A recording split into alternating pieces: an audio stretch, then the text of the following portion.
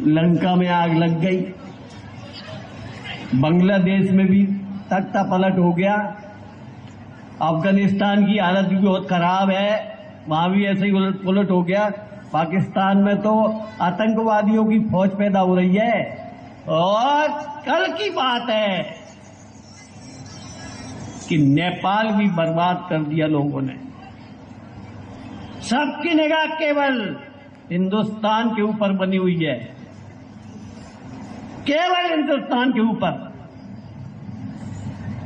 और अगर इस पर गौर नहीं की हमने और 18 से 30 वर्ष के लोग तैयार नहीं हुए तो याद रखना अभी अभी ऐसे कई घटनाक्रम हो गए कि अपने देश के अंदर भी गृहयुद्ध छिड़ जाए।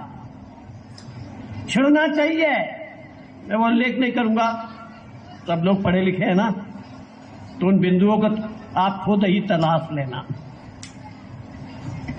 आप कहोगे वाह वाह साहब, हम तो राज्य स्तरीय खेल प्रतियोगिता कर ली है, हमने तो कुछ नहीं होने वाला। कुछ नहीं होने वाले भरोसे में मत रहना। जब रामचंद्र जी ने, श्रीमान थोड़ा सा 2-3 घटना, बस ज्यादा नहीं लंबी, सर मेरे को भी भूख लग रही है, मेरे को गोली दवाई खाना है। रामचंद्र जी ने जब धनुष तोड़ दिया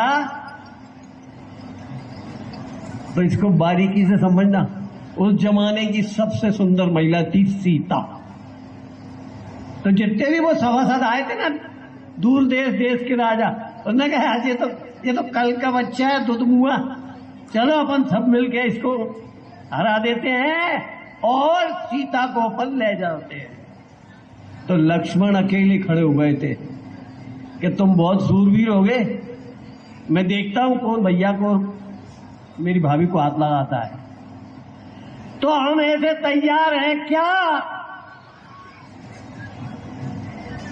यही स्थिति पांडव काल में हुई थी। जब द्रौपदी का वरण हो गया था तो सबने उनको ये कोशिश की थी कि पांचाली को छुड़ा लो और इनको मार के भगा दो। हमारे विकास में, भारत के विकास में, सोने की चिड़िया बनने में जितनी भी बाधाएं आने वाली हैं तो उसकी चिंता करो।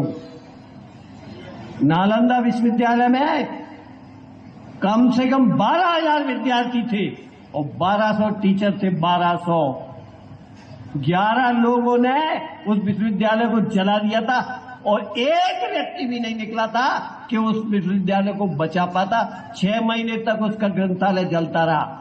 इतनी संख्या होने के बाद एक व्यक्ति नहीं निकला, एक।